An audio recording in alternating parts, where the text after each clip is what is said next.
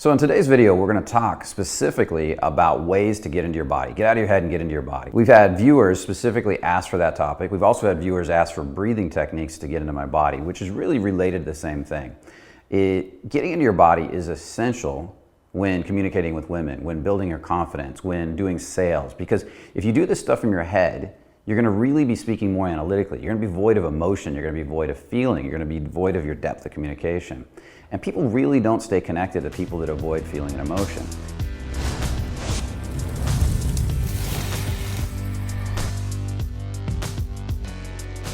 You see, we bond through relating to each other's emotions and feelings. We bond through feeling, which is listening. Like if I'm listening to you, listening to your emotions or feeling your emotions while you speak. So it's essential that you're in your body because you can only do that from your body. The analytical mind is a powerful tool. It's what allowed us to create this world. It's what allowed us to create a language and all kinds of amazing stuff. But when that tool starts to dominate you, when the tool becomes too powerful, what happens is you lose contact with your very reason for experiencing or being alive. You want to feel. Don't you want to feel passionate? Don't you want to feel turned on for life? Don't you want to feel excited? Don't you want to feel love? Because that's what it's really about. So let's talk about this a little bit. Some of the tools for getting down in your body really start with the simplest tools can be meditation, learning to meditate. I'm not talking about a meditate. Now I'm gonna back up here a little bit because I see a lot of clients come in and they've been meditating, and that's great. I've even seen clients come in and say they can hit bliss states with meditation, but they're still unhappy. And there's a simple reason for that. They're doing either these meditations where they kind of feel like they're disassociating from their body and stepping outside of it into a nice safe space where they're not feeling themselves anymore, and they feel this little bliss state, but when they come back in, it's pain again. Or they're shutting off the outside world. They're sitting here and they're creating a little bubble and they're shutting off the outside world and they're meditating in their little safe space.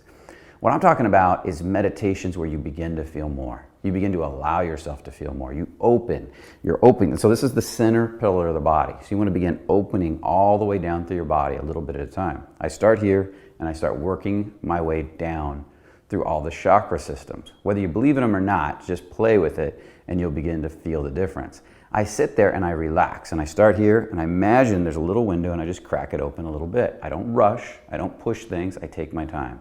And I begin to feel the environment all around me as I relax and sit there. I want to feel more and more of the environment. I want to feel the room I'm in. I want to feel the building I'm in. I want to get bigger and bigger. I want to take up more space. And I want to kind of bring myself down and start doing that in every spot of my body. I do that down. I kind of come down to the next one, down to the throat. I'll spend a few minutes on each. Then down to the heart, and I begin to open. Really feel that connection to other people, love, compassion, my ability to appreciate. Then I come down here and I start to feel my self-esteem, my sense of personal power, and I begin to allow that open. And I feel how the heart rests on top of that and grounds that. Then I come down here and I begin to feel right below the belly button, about 2 inches, and I begin to feel my creative energy, my turned on energy, my sensual energy. This is really important for manifesting, is this sense of like almost a waterfall or energy moving down the front straight to there with each breath. Then I go all the way down to the perineum or the taint or around the base of the spine, ass area, wherever it feels right. And I begin to open downwards, down through the legs, and begin to see down into the earth. And I begin to imagine what it's like to feel through the ground, into the earth, and back up again. And then I start coming back up the spine, doing the same thing, till I'm feeling the sense of the whole body all the way around, like a microcosmic orbit. That's what they call it in Taoist meditation. And I take my time with it. And then eventually, if you keep going, you can begin to feel this sense of a breath. Your in-breath down the front reaches the perineum, taint, ass, base of the spine, and then the out-breath is up the spine. And you're developing this sense of feeling with this whole part of your body. And it just develops a little more over time. You want to constantly relax into it more. Not force it, but relax into it more. Wherever you feel tension, just see if you can start letting go of that tension. Wherever you're holding on to something, with each breath, see if you can let go of that a little bit more. And over time, you'll begin to relax more and more. And over time, you begin to expand more and more, feeling more space. For example, I'm in a building that has a parking garage and 5 stories. I might start with feeling the room, but eventually I'm feeling each floor and then the whole building and then the whole street, then the whole city. I'm not literally going out and seeing every aspect of the city. I'm having an awareness of its existence and what it feels like, and breathing it all in, all the traffic, all the noise, and just relaxing and letting my body relax at the feeling of all that. Now, oftentimes I will take this energy, since I want to be able to stay solid in the physical world, I'll take this energy of this meditation and I take it out into the physical world. I go out and I sit in a park and do it. I sit in someplace slightly noisier and do it. And I expand my reality and get into slightly more chaotic environments, maybe a coffee shop, and do it. And I begin to get more and more comfortable being around people, just relaxing, particularly relaxing into the lower part of the body, which is the grounding part, which so many people are missing today. So many people work on opening their heart, having compassion, appreciation, and curiosity for each other, especially in the New Age community, but they don't ground the lower part of their body. They don't learn to ground when somebody, if your heart's wide open and somebody comes and yells at you and they get mad, imagine how that feels. You feel all this emotion. Well, if you can ground it, you got access to your legs and your root and the earth. You ground that energy through the earth like a grounding rod or a grounding wire. It runs through you naturally. You don't try to make it. Let it do it the way it knows how to do once you connect up. And what will happen is you can manage that energy better. You don't have to slam your heart shut to deal with this person. You can actually keep your heart open, not take it personal, stay compassionate, connect to the person, and do what needs to be done. It makes you feel more solid as a man. It makes you feel more powerful. So I want to invite you into really developing these lower energies, really developing what they feel like, an actual neurological connection. Another way you can do it, and I often do this, I don't just do the breathing technique, I stand there and I start moving. I slowly move until I can feel more, especially in the hips right here, and I'm looking for a stronger relationship to my sensual energy. Moving forward and then feeling everything down the front, into here, moving back, flattening the small of my back, the sacrum, right here, flattening, feeling up through here, up the spine, and just relaxing into it, and feeling that connectivity down the back of my legs all the way to the Achilles. And what this does is it starts to develop, because I'm working on the movement now, it starts to develop the relationship to the feeling within the movement. And eventually I want to start even doing that and moving around the room a little more spontaneously. There you can do it with a nice, clean pattern for 10, 20 minutes. But in time, when you start to get that, can I continue to feel these areas while I'm walking? While I'm moving my legs, while I'm squatting and standing back up? The reason for that is essential. Because if you always just get into this meditative state, sitting still, feeling, but you don't get it like wired up, this place of being while moving, while walking, even while talking potentially, then what happens is you're not able to maintain it out in the physical world when you start doing stuff, taking action, moving around, connecting with people.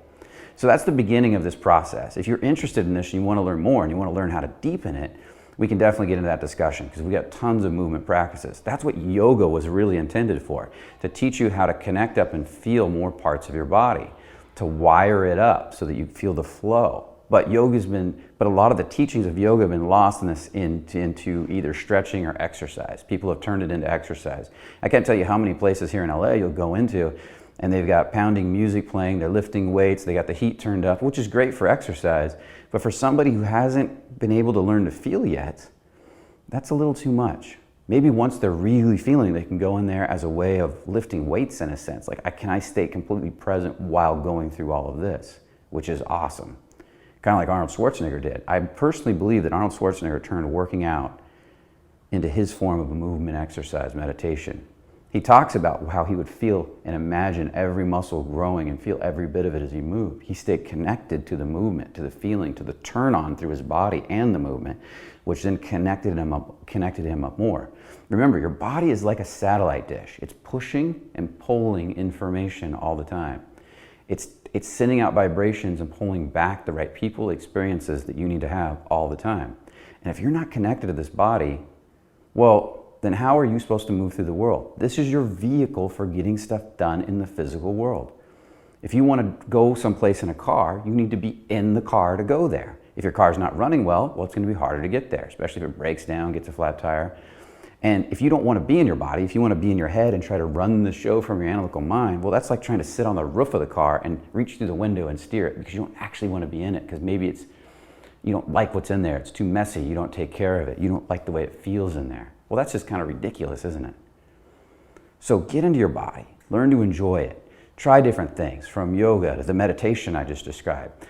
Very grounding exercise for men, or not exercise, very grounding martial art for men, I believe, is Brazilian Jiu-Jitsu. I see a lot of Brazilian Jiu-Jitsu practitioners that are very grounded. They've developed this sense of lower grounding energy. Same with good judo practitioners. And I want to invite you into moving your body more, developing a relationship to it, especially if you're highly analytical, numbed out, or can't feel. So with that said, if you like this video, I particularly want to hear your comments below. I want to know if you want to know more of this, if you want to start learning movement exercise, if you want to start learning about the principles of energy and getting more in your body. Something I don't talk a lot about because I don't know if it transfers well on YouTube as well as it does when we teach it live, because we go deep into this stuff live, really teaching you to feel your nervous system and relate to people through your emotions. So make sure you comment below. If you haven't subscribed, subscribe, and because we got lots of videos coming out, and I love to help people, change their lives, and so hopefully I'm doing that. So with that said, if you want to learn more about Fearless and these live events where I really go in depth into this stuff and teach it live one-on-one, where you can ask specific questions of me, make sure you check out our gathering on our webpage. Click the link below to do that. And I'd love to meet you in person and really answer your questions directly. So with that said, make sure, again, you comment below, subscribe, and only the confident really live. See you in the next video. These 5 things are very important, and you need to have these in place before you can really even say anything. See, a lot of guys want to rush to, what do I say? How do I say it? How do I talk to a girl? But honestly, that's probably the for you to get to that end result, because your mind is not going to associate fun and joy and pleasure with the things that you have to do, that you're dragging yourself to do. For a lot of you, you have to do it, but you might find yourself avoiding